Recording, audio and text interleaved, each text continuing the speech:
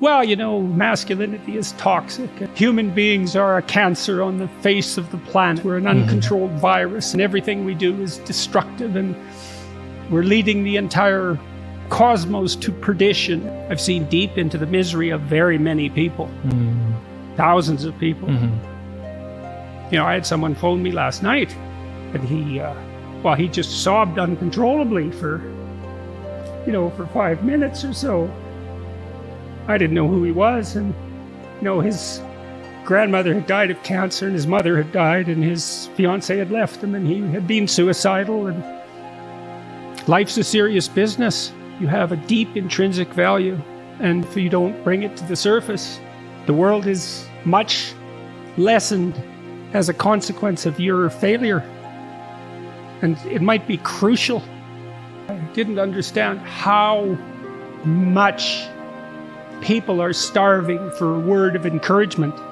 I had no idea that the desperate depth of that starvation, and to see why that is so affecting.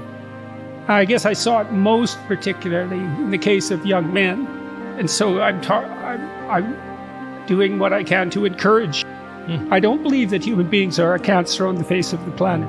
I think that you eradicate a cancer, and if you have that view, then you might ask yourself just what it is that you're trying to do with your metaphor and why. So I had a friend who committed suicide, and he was a smart person and deeply troubled by questions of meaning, and God only knows the full totality of the reasons. He didn't have a good relationship with his father. He had contempt for his father, who I knew and who I thought didn't deserve the depth of contempt that my friend had for him. But in any case, he didn't have a good relationship with his father, and so that's a problem if you're a man, because you turn into your father. So that's a problem.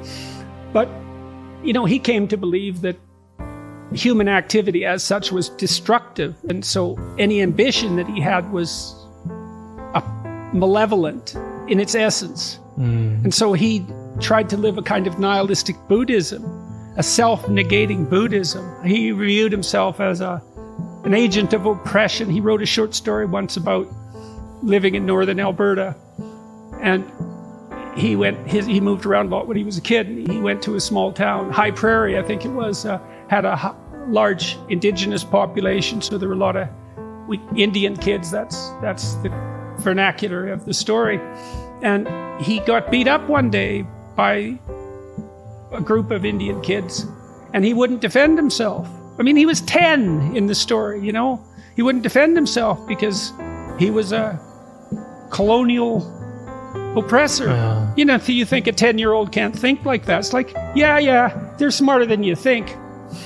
And so he didn't think he had any moral right to defend himself. And so that's just, and he was a sensitive person.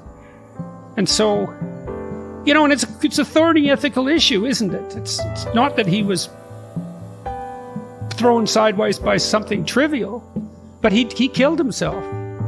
Well, I guess he isn't causing the world any trouble now, except the trouble caused by his absence.